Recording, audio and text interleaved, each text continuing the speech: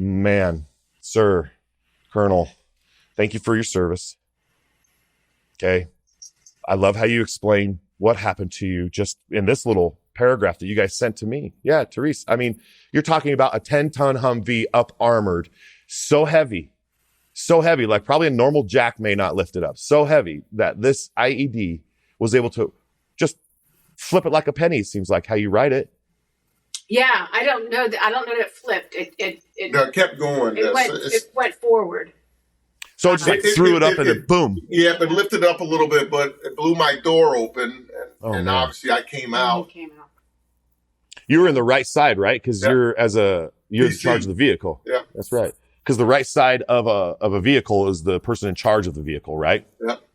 So if there's a private in the vehicle on the right side and there's a colonel driving, is he in charge? No. No. We're just going to hold that tight right there. Yeah. He was thrown so far from the vehicle that no one knew where he was for a bit. Yeah. In fact, the guys in the vehicle didn't know I was missing, right? It was First Sergeant Johnson. Yeah. Oh, give him a shout out. Yeah. First Sergeant Johnson. Yeah, First Sergeant Johnson. He was the senior non-commissioned officer in my patrol that night. He was actually my acting battalion command sergeant major because my sergeant major was on emergency leave. Mm-hmm. So he was the one that realized that I was missing, and ultimately the first one to find me as well. Yeah, he went looking. He's like, your boss ain't here. Where's he at?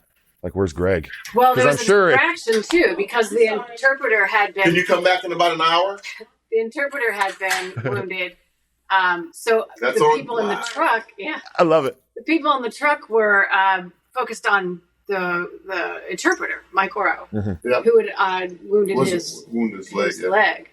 And no one. That's why for a minute no one realized that. Right, and they just assumed that I was up checking on him as well or whatever, and so.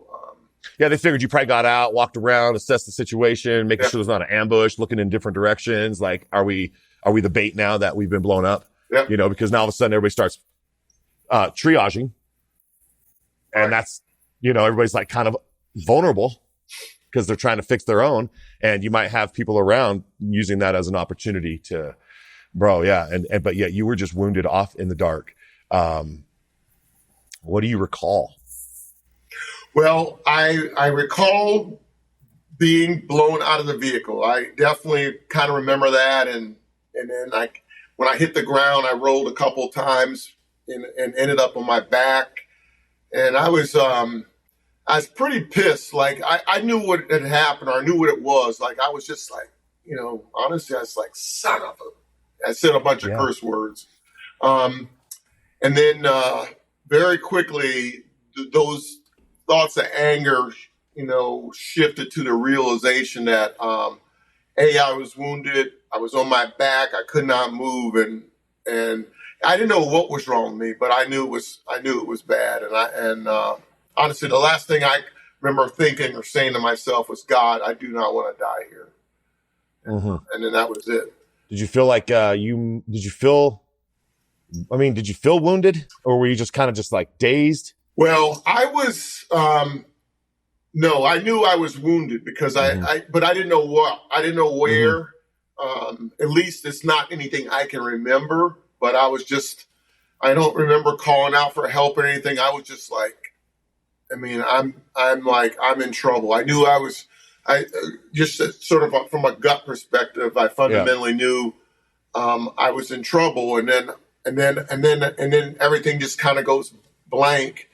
And then First Sergeant Johnson found me, and one of the things that I don't remember was he was trying to resuscitate me, and apparently I punched him like 3 times.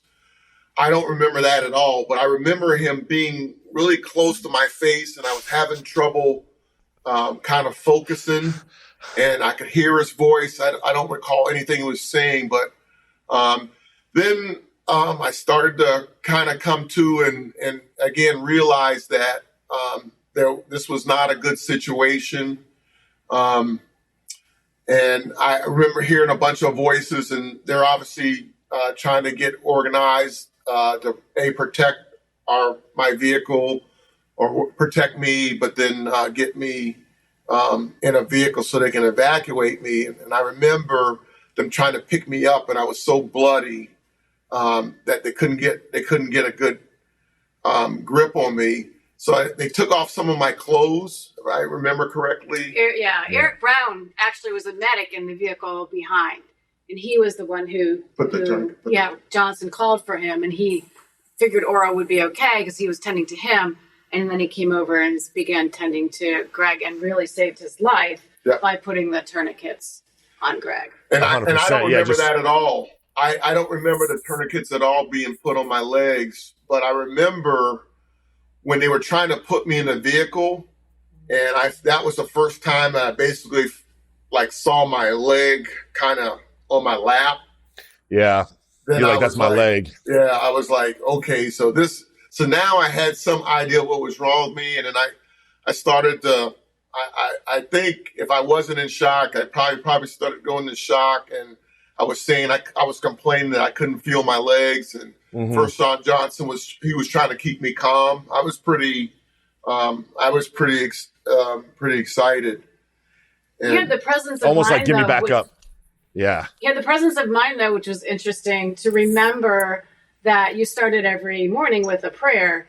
And Eric Brown had said the soldier's prayer at one point, and you liked it. And you were together enough that you looked at Eric and knew that he was the soldier's prayer guy, and you asked him to say it. Yeah, absolutely. In fact, so when I'm in the vehicle and I think we're moving, my head is, I think, kind of in the lap of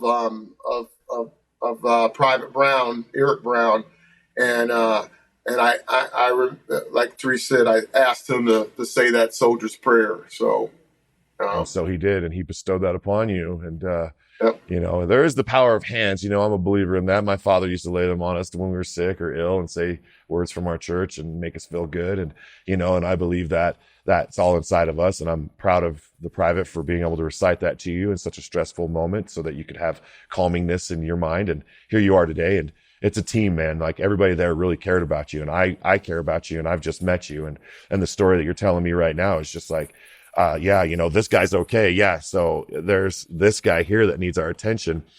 Man, I have a friend who lost both his legs and half of one of his arms. And when I was reading this, it just kind of hit home. He used to work with me at my shop here. And he went into a room in Iraq, and they opened the fridge, and it was full of munitions, and it just went off, because they were hungry and they were doing something dumb. They were looking for food. So they opened up the fridge, boom. He said his buddy had immediately lost the right arm in the explosion. So a really bad shock for him because he realized, oh, I am wounded, right? But my buddy's like, I still had my legs when they took me. I still had my attachments. And then when I finally got to triage, that's when it started to sink in that they were taking the legs and et cetera. And I'm sure that's probably kind of the same thing. When you realized they were putting you in and you saw your leg, that probably right there, up until that point, you didn't realize that.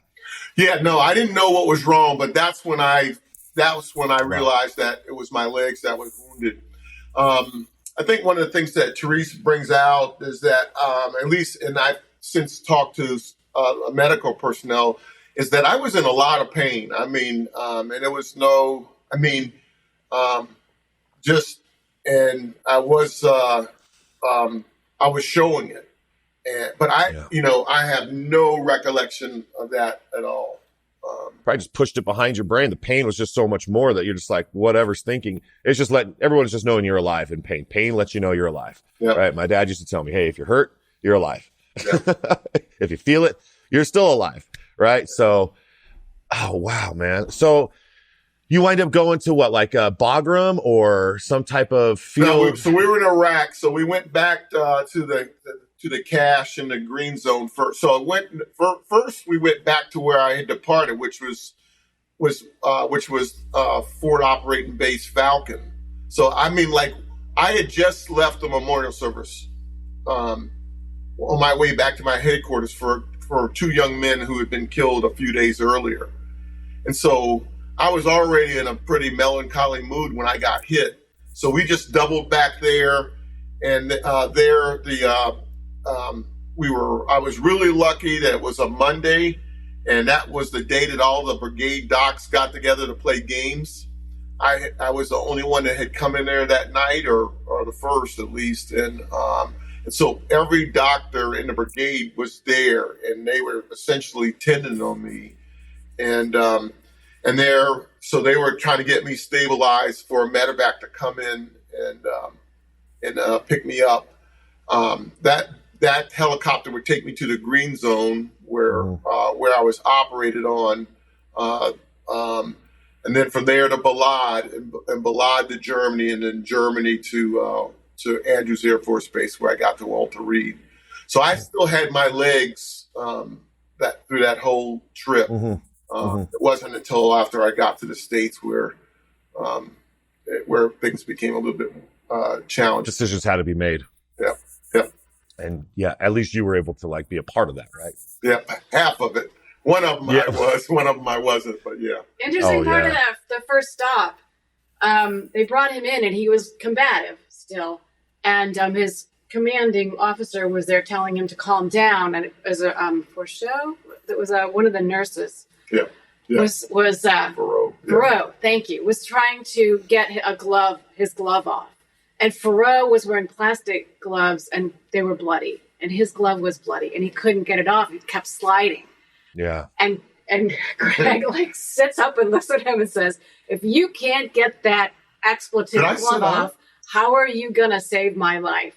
Oh, yeah. And it just scared him enough that he took that glove off. He just took that glove right off. It's like, yes, sir. Yeah. You take that glove off and save my life. Yes, sir. And I smiled at him when I said it. So I said it with a little sense of humor. So it's sort of, it's really kind of, it feels like me. It sounds like me. But again, I have zero recollection of it. Yeah, it's you. Yeah, it's you. It's you. You're still you. And those things that everybody loves about you, even through the worst of it, you're still you with a big old smile. Yep. That's awesome. I mean, considering, right? To smile about, your adversity and now you fought to stay in the military. They wanted to kind of out you once you got injured, right? They're well, I would characterize it as, again, you have to be fit, right? And so yes, obviously with my injuries, I knew that I would ultimately be found unfit. And so, I think, for 99% of us, that is sort of the typical path. But, I was fortunate that, because I'd had in a number of years enough to qualify that, if I could make an argument that I could still contribute, that I could continue to serve in a meaningful manner, then I could be allowed to stay on active duty. And so, I had to go through the medical process, to kind of document. Well, they probably wanted to rate you out with a medical evaluation board. You had to go through every rating and get, rated. Yeah, and go through all that. And then, so once that, that course went through, then I was fortunate to get support from my chain of command to be able to stay in. And so just a few months shy of 3 years from being wounded, the Army approved for me to stay in.